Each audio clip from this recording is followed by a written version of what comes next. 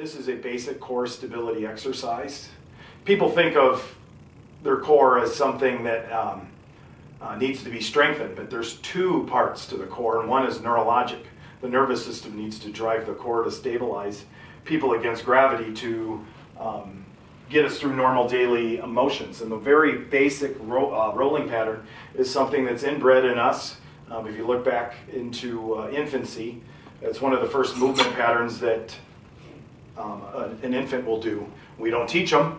They go from lifting their heads on the bed to rolling, to squatting, to crawling and walking, and all this occurs without us teaching them. So I want to see how many of our patients can actually do a basic core stability rolling pattern. We start laying flat on our back, both arms go up overhead. My lovely assistant here is going to be rolling from right to left. She's going to take her right arm, bring it across her body. She has to lift her head up off the floor because we cannot leave the head behind and expect the rest of the body to roll. She's leaving her lower torso paralyzed, using her core to roll her from her back to her stomach.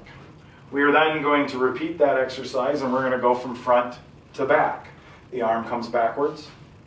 She has to rotate her head because her head has to lead the way, and she rolls over nicely. Okay? Get both arms up overhead. One of the cues would be remember always to get those both arms overhead, because you cannot roll over an arm that's at 90 degrees. It needs to be at 180 degrees. We're going to repeat that rolling pattern.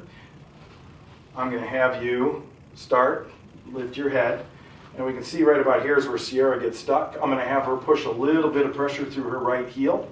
That will help her roll over. Now, mind you, this is cheating in this exercise, but in order to get the neurologic system functioning again and to help us with this basic core stability, it is okay to cheat a couple of times until your body gets warmed up, and you should be able to do these on your own.